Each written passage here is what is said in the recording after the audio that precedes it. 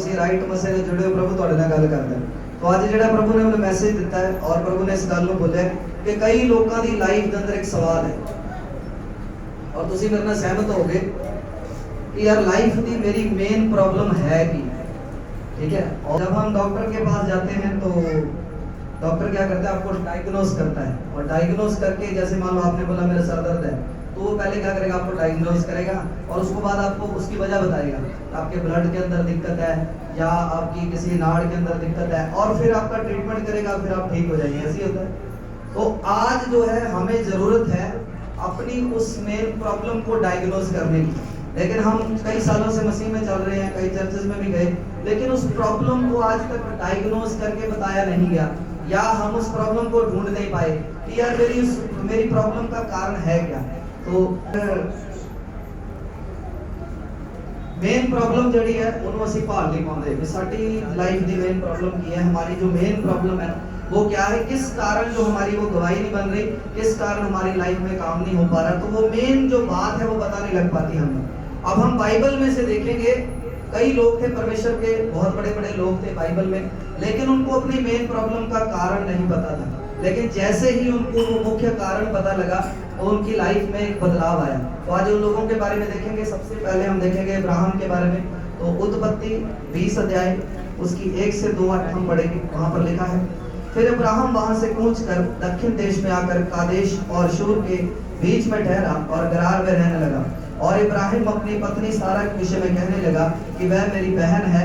सो गरार के राजा एलीमलेक ने दूत भेजकर सारा को बुलवा लिया। अब हम पढ़ते हैं इब्राहिम के बारे में। अब इब्राहिम की लाइफ में एक सबसे बड़ी प्रॉब्लम थी, उसे झूठ बोलने की आदत थी। अब उसकी गवाही हम देखते हैं कि वो परमेश्वर में पूरी तरह चल रहा था, वो परमेश्वर के अनुसार चल रहा था। परमेश्वर ने उसे कहा कि वो उस जगह से बाहर आ जा, वो परमेश्वर को उसने बात मान ली। अब वो पूरी तरह परमेश्वर के साथ खराई में चल रहा है, वो वचन पढ़ रहा है, वो प्रेयर कर रहा है। लेकिन कमी कहाँ पर है? अब कमी थी उसमें झूठ मारने की। अब पढ़ो भाई को, यहाँ पर क्या कहा उसने, हालांकि वो उसकी पत्नी थी और वो राजा को क्या बोल रहा है, ये मेरी बहन है, ये मेरी पत्नी नहीं है। तुम्हारा पढ़ो उसको, वहां पर लिखा है, फिर अब्राहम वहां से कूच कर दक्षिण देश में आकर कादेश और शूर के बीच में ठहरा और गरार में रहने लगा। वो गरार में रहने लगा और इब्राहिम अपनी पत्नी सारा के विषय में कहने लगा कि वह मेरी बहन है। और सो गरार के राजा एलीमेलेक ने दूत भेजकर सारा को बुलवा लिया। अब जैसे ही उसने झूठ मारा, क्या हुआ, क्या हुआ, उसकी वो आशीष छीन ली गई।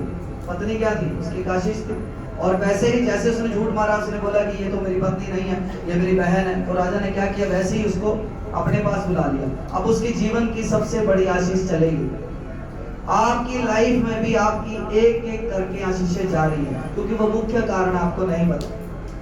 वो मुख्य कारण आपका व्हाट्सएप हो सकता है, वो मुख्य कारण आपका इंस्टाग्राम पर टाइम वेस्ट करना हो सकता है, वो मुख्य कारण आपका फेसबुक पर ज्यादा टाइम लगाना हो सकता है, वो मुख्य कारण आपका फिल्मों में इंटरेस्ट हो सकता है, और वो मुख्य कारण आपका नाटकों में इंटरेस्ट भी हो सकता है। आप बोलते नहीं नाटक देखने में क्या होता है, आप सब देखते हैं, लेकिन नहीं, बाइबल कहती है आप झूठ को नहीं बोल सकते, ना ही उसको देख सकते हैं। नाटक क्या है, वो झूठ है। कभी वो किसी की पत्नी बन गई, कभी किसी की बहन बन गई, ऐसे ही होता है उसमें। तो वो क्या है, झूठ है, और आप झूठ को देख रहे हो। तो झूठ को देखना क्या बाइबल हमें अलाउ करती है? क्या बाइबल हमें झूठ बोलना अलाउ करती है? और देखो अब्राहम के बारे में पढ़ो, जैसे ही उसने झूठ बोला कि ये मेरी पत्नी नहीं है, ये तो मेरी बहन है, और जैसे ही उसने बोला, क्या हुआ, पत्नी चलेगी, साथ के साथ आशीष चलेगी। आज कई लोग चर्च में यहाँ बैठे हैं जो छोटे छोटे झूठ बोलते हैं, और वो सोचते हैं यार इसमें क्या है, झूठ बोलने से इसमें क्या है, ये तो छोटी सी बात है। अब उदाहरण के तौर पर आपको बताता हूँ, खासकर आदमी लोग सुन ले, आपको फोन आया, बस आ गया, बस कर देने नहीं है, बस 5 मिनट से आ गया, और वो झूठ होता है बिल्कुल। असल में वो 1 घंटा दूर खड़ा होता है और उसको 1 घंटा लगना है घर आने में, लेकिन वो बोल रहा है बस 5 मिनट में आ गया। अब वो क्या है, वो झूठ है।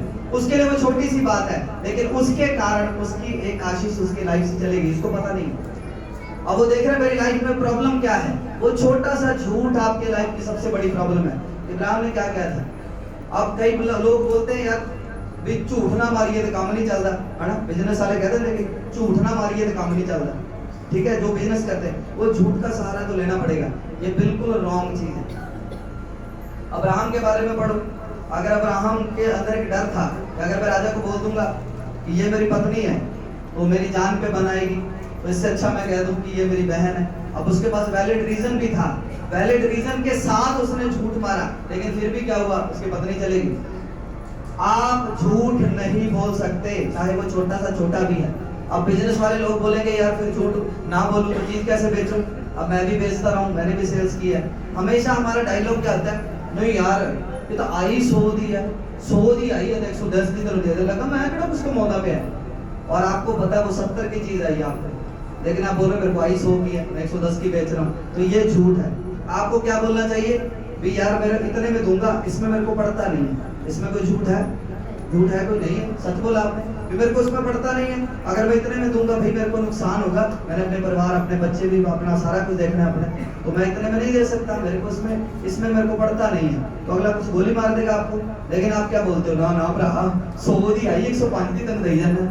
क्या किया, वो छोटा सा झूठ बोला, वो चीज तो आपकी बिक गई, वो 105 रुपए तो आपके गले में आ गए, लेकिन साथ में वो 105 रुपए आपके साथ कर्ज लेके आए आपके गले में, वो श्राप भी साथ में आया, क्योंकि पैसा कौन सा था, झूठ का।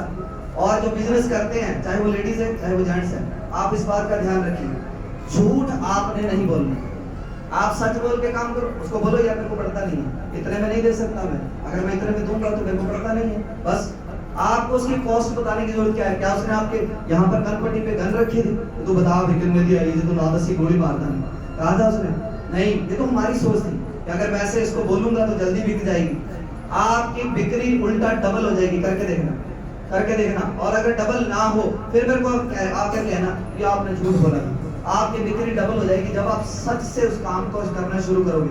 प्लस वो 105 रुपए आपके लिए आशीष लेके आएंगे, ना कि श्राप। अब 105 आपने कमा लिए, बच्चे को बुखार हो गया 100 रुपए डॉक्टर को दे दिया, कितने बचे 5 रुपए, ले लो फिर कर लो कमाई। तो आपको झूठ नहीं बोलना है। आज हम छोटे छोटे झूठ बोलते हैं घर में, लेडीज को भी आदत है, सब्जी आई 50 रुपए की, ना तो 100 देते सी 100 लाख, क्या महंगाई पता कितनी है, और 50 क्या कर लिया, अंदर कर लिया, 50 रुपए इसने अंदर कर लिए, झूठ मारा उसने। अब क्या बोला, छोटी सी बात है, लेकिन उसके कारण उसकी लाइफ में कर्ज रिलीज हो गया। आज हमारे जीवन में वो छोटी छोटी प्रॉब्लम्स हैं, कोई चर्च आपको नहीं बताएगी, वो बोलेंगे बस चर्च आओ आशीष पाओ, मैं प्रार्थना करती है तेरी बल्ले बल्ले। कैसे? बाइबल कहती है जो छोटी छोटी लोमड़ियां होती है ना, वो फल को खराब कर देती हैं। वो छोटी छोटी चीजें आपको बदलनी पड़ेगी। आज से आपने डिसाइड करना है कि झूठ नहीं बोलना, चाहे वो छोटा सा भी झूठ है, ठीक है। बच्चे भी झूठ बोलते हैं, बच्चे कैसे, पाने वाले बच्चे ना कहीं वो स्कूल ना जाना हो, आज मेरी टेड पीड़ हो जाएगी, ऐ भी कर देंगे टेड पीड़, ये गलत है। आपको झूठ नहीं बोलना। अच्छा जो जॉब करते हैं, कल ही मेरे को कोई बता रहा था, वो कहता मैं अपनी पता नहीं कितनी बार तो कोई मारती कहता छुट्टी आज। तो जॉब करने वालों को क्या है, कभी वो किसी को मार दिया किसी को मार दिया, जॉब मैंने भी की है, तो मैं क्लियर बोल के जाता था उनको कि मैं प्रेयर के लिए जा रहा हूँ, इतने बजे से इतने बजे प्रेयर में जा रहा हूँ, मेरे को जाना पड़ेगा, तो मैं सच बोल के जाता था और उनको ना नहीं करते थे। हमें लगता है कि जब तक हम झूठ नहीं बोलेंगे वो तब तक मानेगा नहीं, अगर हम झूठ बोलेंगे तो मानेगा। अच्छा वो मान तो जाएगा, लेकिन अब देखो परमेश्वर नाराज हो गया, आपने परमेश्वर का वचन तोड़ दिया। अब जैसे ही आपने वो छोटा सा झूठ बोला, क्या हुआ, अब्राहम की तरह आपकी आशीष चलेगी। अब आपको पता नहीं है मेरी प्रॉब्लम का क्या कारण है, और वो कई साल से ऐसे ही चलता आ रहा है, क्योंकि वो छोटा सा झूठ आप छोड़ना नहीं चाहते, आपके लिए वो लीगल राइट है, आप बोलते नहीं यार बिजनेस में तो इतना चलता है, और आप संसार के किसी बंदे के पास जाओगे वो आपको बताएगा अगर तू झूठ नहीं बोलो तो झूठ नहीं मारेगा तो काम नहीं चलना, झूठ तो मारना ही पड़ना, और आप बाइबल को छोड़ के उसके पीछे लग जाते हो। आप बोलते नहीं यार इन्होंने बड़ा बिजनेस करा किया, अगला सच्ची दस रहेगा और उसकी सलाह आप मान लेते हैं, और वो छोटा सा झूठ आपके लाइफ में वो कर्ज को रिलीज नहीं होने दे रहा, जो कर्ज से आपके लाइफ से नहीं जा पा रहा, वो कर्ज आपके साथ ही चल रहा है। तो आज आपने डिसाइड करना है कि वो चाहे छोटा ही हो लेकिन मैं झूठ नहीं बोलूंगा। अब कईयों को बीमारी क्या होती है, बच्चों को झूठ मारने की। अब बच्चों को झूठ कैसे मारते हैं, माँ ही सुन ले, बच्चे ने ज्यादा जिद कर ली, अब रोने लग गया, वो या जी चाहिए, और माँ क्या कहती है कोई गल नहीं पुत्र थोड़े दिन रोक तेन लै दांगी, बल्कि उसने लेकर नहीं देनी उसको, उसे उसको झूठा दिलासा दे रही है कि वो एक बार चुप हो जाए, एक बार खाना खा ले, तो ये रॉन्ग है आपके लिए। आपने बच्चों को ऐसे सिखाओ कि जब चीज लेके देनी है तभी लेके देनी है। अच्छा एक बीमारी और बहुत है, मैं कल एक वीडियो देख रहा था, और एक 5-7 साल का बच्चा था, और वो किसी को सिखा रहा था फोन के बारे में। वो बोलता है अगर आपने बच्चे को फोन नहीं दिया तो क्या हो, बोलते बच्चा रोटी नहीं खाएगा, ठीक है नहीं खाएगा, कोई बात नहीं, वो आगे से सवाल कर रहे हैं कितने दिन नहीं खाएगा, सोचने वाली बात है। शरीर रोटी के बिना तो रह नहीं सकता, वो एक दिन रह जाएगा, 2 दिन में नहीं खाएगा, तीसरे दिन क्या उसको खानी पड़ेगी। अब शरीर तो रह नहीं सकता रोटी के बिना, लेकिन बच्चा फोन के बिना रह सकता है कि नहीं, रह सकता है कि नहीं, रह सकता है। लेकिन हमने बच्चे खुद जिद्दी कर रखे हैं। अगर बच्चा थोड़ा सा रोने लग गया, ले फोन, जिद कर गया भैन जी रोटी नहीं खानी, मुड़ के मुंह बना लेना, क्या कर रहे हो आप, खुद बिगाड़ रहे हो बच्चों को। फोन आपके बच्चे का सबसे बड़ा दुश्मन है, और वो दुश्मन अफसोस से कहना पड़ रहा है कि माए उनके हाथ में दे रही है। उसको कुछ लगा के दे दिया, ले फोन तो टेक के भेजेगा। तो अवॉइड करो इन चीजों को। अगर आपके बच्चों को फोन की जरूरत है तो आप देखो किस काम के लिए जरूरत है, और फिर उसको फोन लेके दो। आज मैं देख रहा हूँ 5-5, 7 साल बच्चों, 7 साल उसकी उम्र है और वो फोन लेके घूम रहा है, तो क्या करेगा फोन को, कौन सा बिजनेस है उसका। और दूसरी बात, अगर आपके बच्चे बड़े हैं, ध्यान से सुनना सब जो यहाँ पर माँ बाप बैठे हैं, अगर आपके बच्चे बड़े हैं और उनके पास स्मार्टफोन है और उस स्मार्टफोन पर उन्होंने प्राइवेट पासवर्ड लगा रखे हैं, तो आपको उन प्राइवेट पासवर्ड का पता होना चाहिए। अब मैं आपसे सवाल पूछ रहा हूँ, ऐसी कौन सी चीजें उनके फोन में भी उन्होंने पासवर्ड लगा रखा है, क्यों लगा रखा है, आपने कभी पूछा नहीं। आप बोलते हैं बच्चे बड़े हो गए, अब तो उनकी प्राइवेट, उनकी खुद की लाइफ है, उनकी प्राइवेसी है, मैं क्यों पूछूं। नहीं, ये आपका हक बनता है पूछने का। आपके फोन के जो आपके बच्चों के फोन है उनके ऊपर पासवर्ड नहीं होना चाहिए, उनके फोन खुले होने चाहिए। आपको पता होना चाहिए उनके फोन में कौन सी ऐप है, क्या चीज डाउनलोड है। आज बच्चे गंदगी में क्यों, माँ बाप पूछते ही नहीं है, फोन ले दिया उसके बाद पूछा ही नहीं, और उसने पता नहीं अंदर के अंदर कई लॉक लगा रखे हैं, पासवर्ड लगा रखे हैं। तो अगर उसके फोन में इतनी अच्छी चीजें हैं तो उसे लॉक लगाने की जरूरत ही क्यों है। तो कुछ तो गलत है अगर उसने लॉक लगा रखा है, लेकिन आपने कभी सोचा ही नहीं, क्योंकि शैतान ने आपके दिमाग को बंद कर रखा है। आप आंखें बंद करके बस बच्चे के साथ आप चल रहे हो, और बाद में बच्चा कोई गलत स्टेप लेता है और आप बोलते हैं ये क्या हो गया। तो जिम्मेवार कौन था, आप थे जिम्मेवार, क्योंकि आपने उस टाइम ध्यान नहीं दिया। तो सीखने वाली बात क्या है कि आपने झूठ से बचना है। छोटे से छोटा भी झूठ आपकी आशीष को खा जाएगा। जैसे अब्राहम की आशीष को वो खा रहा था। अब्राहम की अब दिक्कत क्या थी, अब वो बच्चा नहीं हो रहा, उसको इतने साल उम्र हो गई। अब मेन दिक्कत क्या थी, उसको झूठ बोलने की आदत थी। अब इसके बाद अगर आप देखें तो इसके बाद के वचन को देखेंगे 21 अध्याय। अब 21 अध्याय में देखो आप, पहले वहां पर लिखा है कि 21 अध्याय पढ़ेंगे, पहली लाइन पढ़ो, 21 अध्याय पहली लाइन।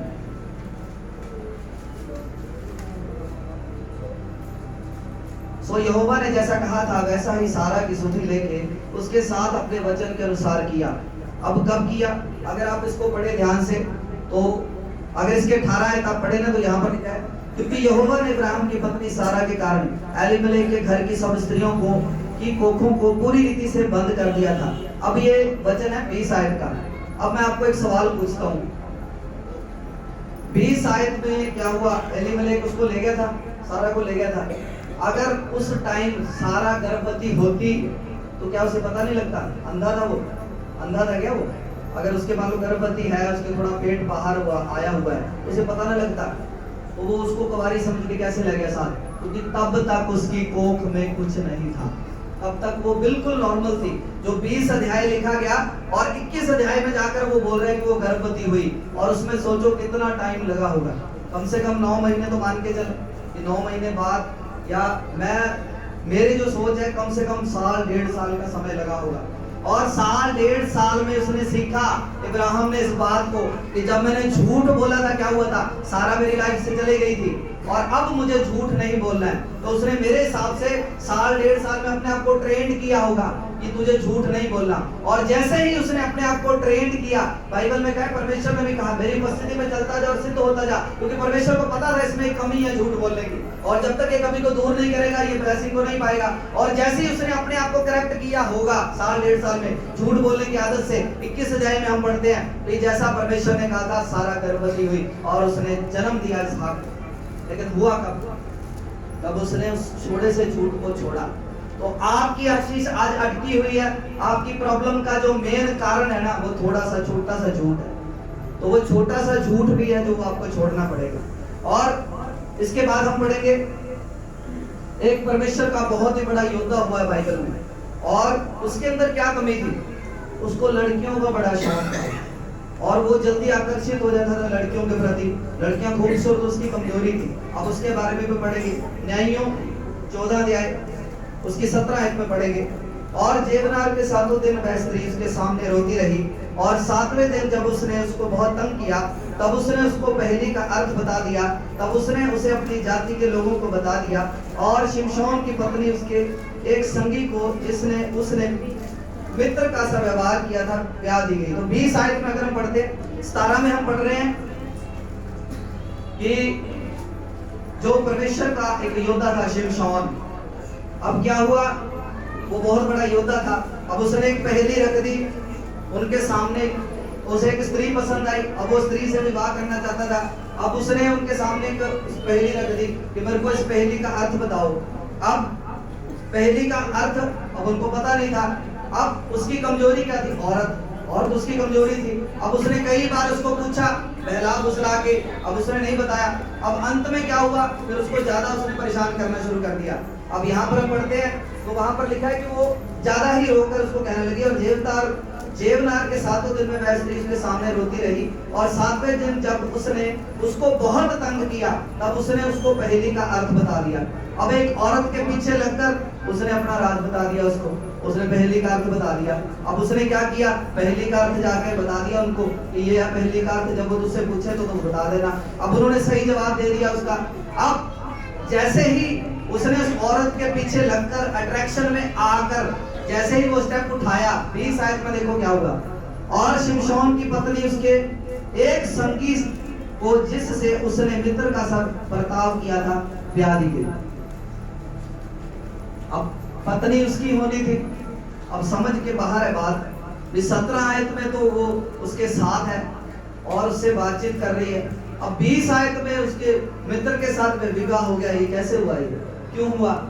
व्यभिचार, अट्रैक्शन औरत का। आज अगर आपकी लाइफ में छोटा सा भी व्यभिचार है, छोटा व्यभिचार क्या होता है, लड़की जा रही है, आपने कोई बात नहीं किया उसके साथ, अब आपने सिर्फ उसको देख रहे हो ध्यान से, कितनी सोहनी, बस आपने देखा और आपके मन में ये विचार आया यार कितनी सोहनी है, और ये विदेशी आपके मन में विचार आया, ये थोड़ा सा विचार आपकी आशीष को ले डूबे।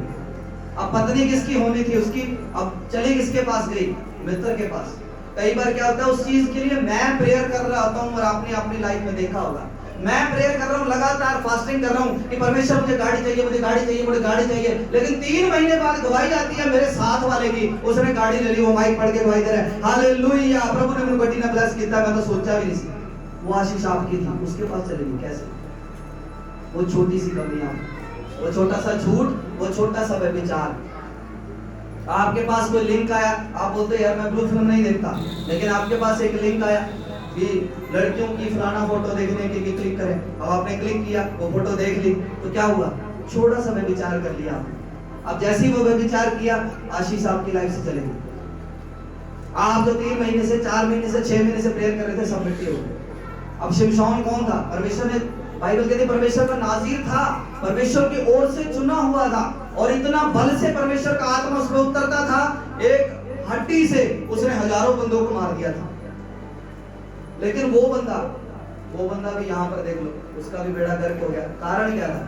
उस औरत के पीछे लगकर, और उसे लड़कियों में बड़ा इंटरेस्ट था, अट्रैक्ट बड़ा होता था लड़कियों की तरफ। तो अगर आज, और कई लोगों में आदत होती है, वो मुंह से कहते हैं उसको सिस्टर, लेकिन मन में सिस्टर वाली फीलिंग नहीं होती उनकी। मुंह से कहेंगे सिस्टर जय मसीह, लेकिन दिल में सिस्टर वाली फीलिंग नहीं है। दिल में वही भाई पाप छुपा हुआ है उनके, वो आप कभी भी ब्लेस नहीं हो सकते। बाइबल में पढ़ लो आप, जब वो इतने अभिषेक बंदे थे, वो ब्लेस नहीं हुए, आप कैसे ब्लेसिंग को पालोगे? आप कभी ब्लेस नहीं हो सकते। आगे हम पढ़ेंगे एक और परमेश्वर के जन के बारे में। फिर से हम बात करते हैं अब्राहम की। उत्पत्ति 12 अध्याय,